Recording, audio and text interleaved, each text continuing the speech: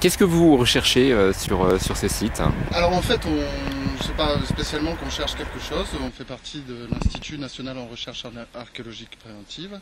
L'objectif, c'est avant tout grands travaux, quels qu'ils soient, et qu'importe la surface, d'évaluer le potentiel archéologique d'une parcelle qui va être construite. Or ici, donc, on est sur un projet de 4000 m², donc c'est une surface assez importante, donc ça tombe sur le coup de la législation qui veut qu'on fasse un diagnostic archéologique. Donc l'objectif là uniquement, c'est d'évaluer 10% de la surface du terrain afin de déterminer si oui ou non il y a traces d'occupation archéologique et vestiges archéologiques. Donc c'est pour ça qu'on a fait des tranchées espacées tous les 10 mètres. Il ne s'agit pas de tout décaper, il ne s'agit pas de tout fouiller non plus.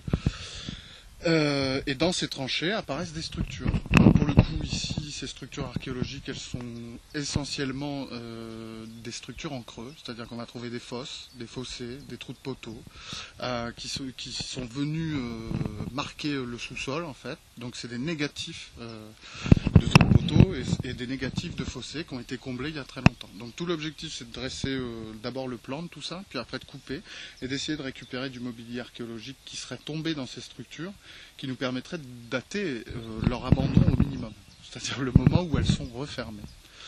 Alors ici, en plus, on a quelques éléments de bâti qui ont été découverts, puisqu'on a une structure, une maison qui a été démolie ici, et donc on a quelques éléments de maçonnerie, quelques niveaux de sol, des éléments de toiture effondrés. C'est assez rare dans les champs. Et par contre, on a énormément de structures en creux, c'est-à-dire beaucoup de fosses, beaucoup de trous de poteaux et beaucoup de fossés. Alors pour l'instant, on n'est pas en mesure de donner une chronologie parce qu'en plus, il peut y avoir plusieurs périodes sur ce terrain, plusieurs périodes qui se sont superposées ou en tout cas étalées dans le temps. Et en tout cas, ce qui semblerait, c'est que voilà, on ait une forte occupation de la parcelle ici, quoi. Voilà. Mais maintenant, il faut en déterminer la chronologie, c'est un peu plus long. Vous avez un temps donné pour effectuer ces fouilles ou... Alors oui, normalement on avait une journée pour le diagnostic. On prolonge parce que le diagnostic est positif dense, donc on a nécessité de rester un petit peu plus longtemps. Donc là on va rester que 3 jours, puis après on va partir. Le terrain sera probablement, je n'en sais rien, rebouché.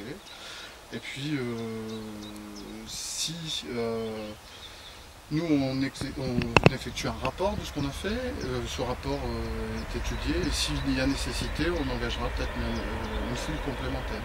Un fouille complémentaire qui est amené à, donc cette fois-ci, fouiller l'ensemble des vestiges, puisque ceux-ci vont être éventuellement détruits par un projet d'aménagement.